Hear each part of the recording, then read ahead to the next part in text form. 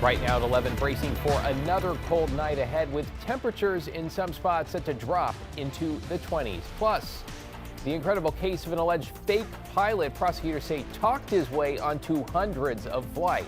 It's really incredible that the airline and the airport did not properly vet this individual.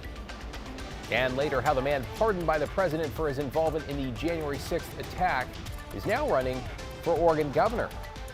Thanks for joining us. I'm David Molko. First at 11, bail denied for the driver shot by a Border Patrol agent in Southeast Portland during what Homeland Security calls a targeted mission. Catherine Cook's in the newsroom with some new information revealed in court documents. Catherine?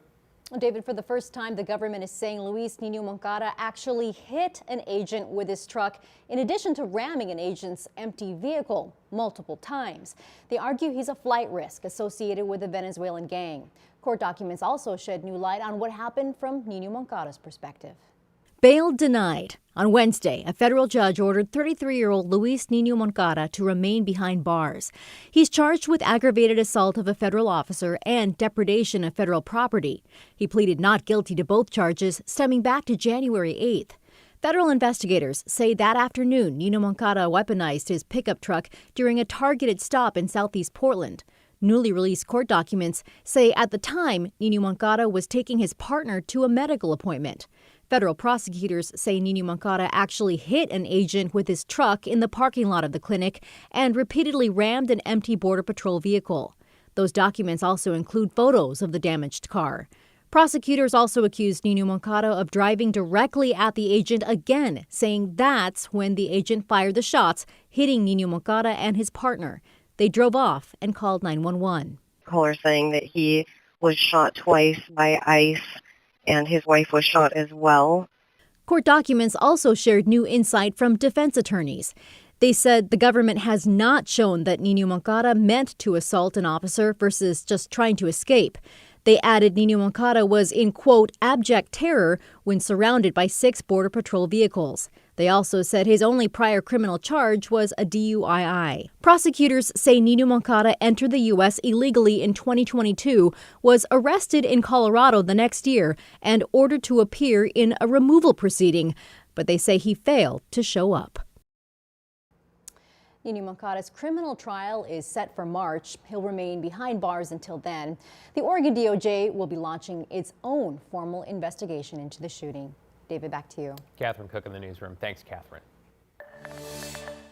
Revoke the permit! New at 11, a Portland City Council meeting disrupted by protesters calling on the city to revoke the permit for the ICE facility on the south waterfront. Security was asked to escort a person out, and the meeting moved online. Mayor Keith Wilson saying that while he agrees public safety is undermined by the actions of federal agents, the city has to follow a process when it comes to land use approvals and cannot just unilaterally revoke the ICE permit. You're looking at file video here. Wilson reiterated that he did ask for a pause in all ICE activity in the city until the Border Patrol shooting could be investigated. Meanwhile, Gresham City Council has adopted an emergency declaration calling for federal immigration reform. The resolution, which was passed last night, directs funds to address food insecurity and to provide utility assistance to families. It also calls for a new community resource page on the city's website to help families impacted by the president's immigration policies. Let's take you outside now, because for the third night in a row, we're looking at temperatures dropping below freezing in parts of the valley. Chief Meteorologist Matt Savino is here with a first look at how cold it could get. Matt? All right, David, thank you very much. Yeah, it's been cold the last several nights, and tonight will be no different. In fact, it's very much the same. 35 degrees right now. East winds at 13 out of the airport, but much of the air valley and even the Portland area not seeing those strong east winds anymore. Salem sitting at 30 already below freezing with light winds there. So again, it's just cold out there. Let's check some more temperatures around town.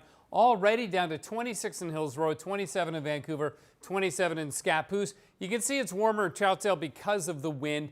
But again, it is a cold night, and it's going to be a cold morning yet again. And if you really like it cold, check out the 20s down in eastern Oregon. It's already down to 20 on the nose in Burns, Oregon. Now, it's been a relatively warm month. You look at these high temperatures, every one in the red means it was an above average day, and there's been 11 days where we've been 50 or better, topping at 57 back on the 15th. But conversely, there's been very little rain. In fact, we are now on day number 10 without any rain whatsoever in Portland. We're approaching the all-time record dry streak for Portland. I think we're going to break it this weekend. Now, as far as fog goes, nothing in the valleys here, but other parts of Oregon are in the soup for sure. Quarter-mile visibility in Bend, up in Joseph, Oregon, half-mile visibility, and you can see most of the valley locations east side have reduced visibilities because of fog, but not us. It'll be another mainly clear day, down to about 31 in Portland, but well down in the 20s when you get away from the downtown core, getting up to 45 tomorrow. We'll talk about sunrise and sunset times, how they're changing, and when the weather may finally change too, David, in a bit. Back to you. Sounds like a sunny status quo for now. Thanks, Pat. To get you caught up on tonight's other headlines now, a Southwest Washington coastal town has now fired its fire chief after he was accused of raping and molesting at least 3 children. The city of Ilwaco tonight said it has ended Jeffrey Archer's employment and appointed an interim chief. Archer was arrested earlier this month after his alleged victims came forward accusing him of abusing them over several years while he was babysitting at his home.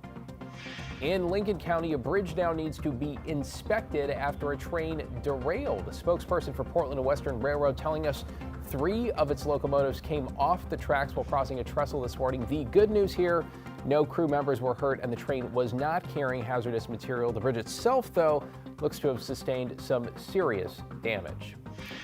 Oregon's Democratic leaders now say they will try to put a referendum on transportation taxes on the May ballot. But the Republicans behind the measure plan to fight the move, saying it's an attempt to hide the referendum during an election with lower turnout. Now the majority is playing games with when that vote occurs, because the last thing they want is to have the election on the same ballot, general election ballot, that every Democrat that voted for this is going to share. Democrats also acknowledged for the first time that they could not legally repeal the transportation funding package in the short session, as the governor had requested, since enough signatures had been collected to put it on the ballot. And Portland Public Schools is trying to budget for a $50 million shortfall, but by potentially reducing some 300 positions. Proposed changes include combining grade levels, increasing staffing ratios for multilingual learners, and cutting coaches. While the district is not commenting on the proposed cuts just yet, the teachers union is warning about the impact. This is only going to create more of a deficit for our students. Well, keep in mind, nothing is final. The district held a community listening session tonight with others planned for the future. We, the jury, find the defendant, Adrian Gonzalez, not guilty.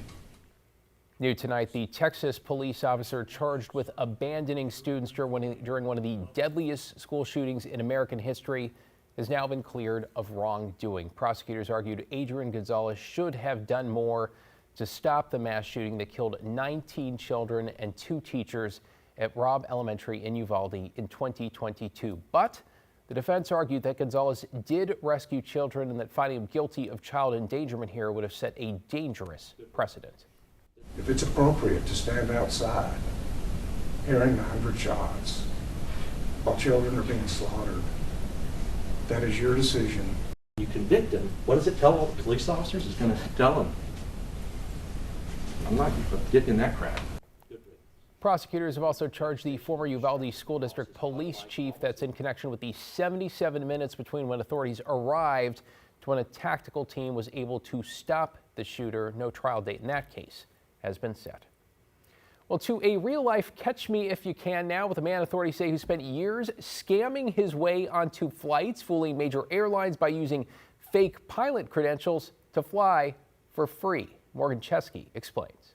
A former flight attendant tonight facing federal charges, allegedly scamming his way onto hundreds of flights in scenes straight out of a movie. Are you a real-life pilot? I sure am, little lady. Dallas Pekornik's social media appearing to capture the escapades, seen sipping a drink on a private jet, and another enjoying a trip from London to Manhattan. Federal authorities charging Pekornik with 2 counts of wire fraud, accusing the 33-year-old Canadian citizen of a con mirroring the plot of the hit 2002 film Catch Me If You Can.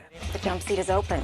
It's been a while since I've done this. Which one's the jump seat again? Prosecutors say Pekornik followed a similar script, allegedly using a counterfeit badge from a former employer to turn the friendly skies into a personal shuttle service. Court documents allege over 4 years he falsely claimed he was an airline pilot and presented a fictitious employee identification card to obtain hundreds of flights at no cost. It's really incredible that the airline and the airport did not properly vet this individual. I would suspect it was a multi-tiered, multi-layered failure of our aviation system. Turbulence finally hit in Panama, where authorities arrested Pekornik, extraditing him to Hawaii, where prosecutors call him a serious flight risk.